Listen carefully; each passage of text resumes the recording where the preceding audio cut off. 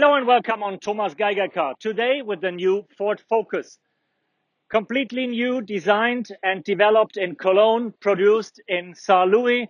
The car will enter the market in autumn this year, competing against the champion of Wolfsburg, Volkswagen Golf, Opel Astra, and especially the Korean competitors Hyundai i30 and Kia Ceed. How this car will stand in that competition and what to expect from the most important model of Ford, that's what we're going to figure out here on the first test drive at Thomas Geiger Car.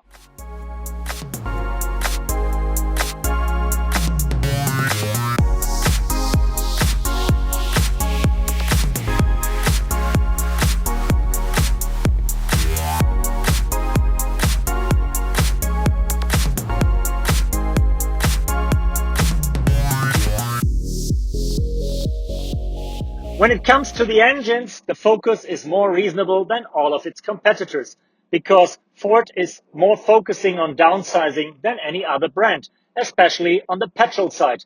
There, only 3 cylinders are available in the new model. 1 liter or 1.5 liter of displacement, starting at 85 horsepower, going up to 182 horsepower. But I'm pretty sure that's not the end of the line. There's going to be an ST model, most probably with 4 cylinders again, with about 200, 250 horsepower.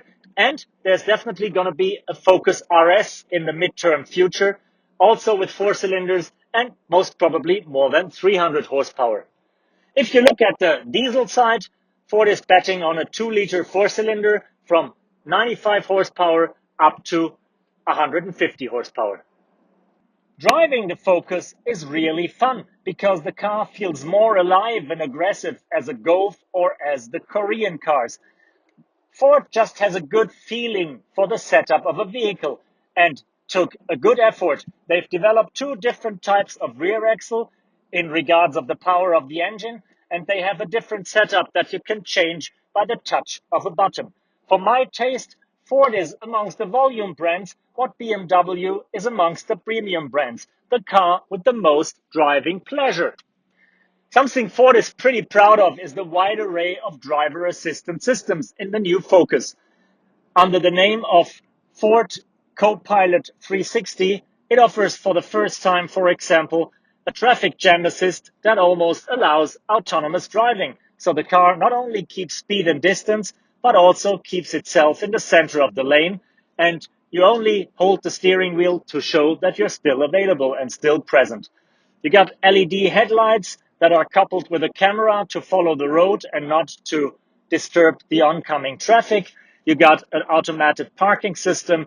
You got a driver's alert if you're tired and drowsy. So everything there, nothing to miss compared to a mid-size or an upper-class vehicle. We're sitting in the 5-door hatchback, but that's not going to be the only derivative of the new Focus. As we know it from the outgoing model, there will for sure be another station wagon for certain regions of the world. And for other reasons, especially for China, there's also going to be a limousine with a sedan shape. And something really new, first time ever, it's going to get a Focus Active, a crossover that marks a tiny step towards an SUV with some robust cladding on the outside and some more ground clearance compared to the standard model. And we will have a Focus Vignale, the top luxury version with a special treatment for the best customers, special service, regular car cleaning, and all that stuff to make you feel like a VIP.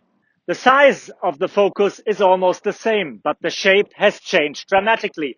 The car looks more mature now and nevertheless is very dynamic due to the longer bonnet and the A-pillar that was moved towards the center of the car and the C-pillar that is more upright now. And since the wheelbase grew about 5 centimeters, the car is roomier than before, something especially the passengers on the back seats will benefit from. One of the big differences to the outgoing models is the cockpit that has been really cleaned up. So Ford has removed lots of the buttons and has focused on touchscreen and the new Ford Connect system where everything is coupled and bundled on the touchscreen and you can use everything with the touch of your finger. This screen and the system is online. So navigation, you'll get online information. You have your own app store and you have a Wi-Fi hotspot to make the internet available on wheels as well. The rest of the interior is pretty conventional. So I have still analog dials, but with a big colorful display in the center. And for the first time ever in a European Ford model, I also have a head-up display. Ford claims you don't need digital cluster instrument if you have the head-up display and project the most important information directly in the line of view of the driver. Due to the increased wheelbase and the different shape of the back, the new Focus offers significantly more space on the rear seat. Even if the passenger finds a really comfortable position with lots of legroom, there is enough knee, leg, and headroom for the backseat passenger. Maybe not for a 2 meter tall guy that will sit here for 5 hours, but for adults on the way to the city for half an hour or an hour, easy. Children on the way to vacation, even better. Thanks for joining me on that first test drive with the new Ford Focus, a car that is really a big step forward for the brand from Cologne, Germany, because it's completely new, it's looking better than ever, driving better than ever, has the more intelligent driver assistance systems, and a cabin that is more luxurious and more modern than ever before. So maybe it's not the best compact car in the world, but at least it's amongst the best ones and marks a big step forward for the manufacturer. Thank you, tschüss, and bye bye.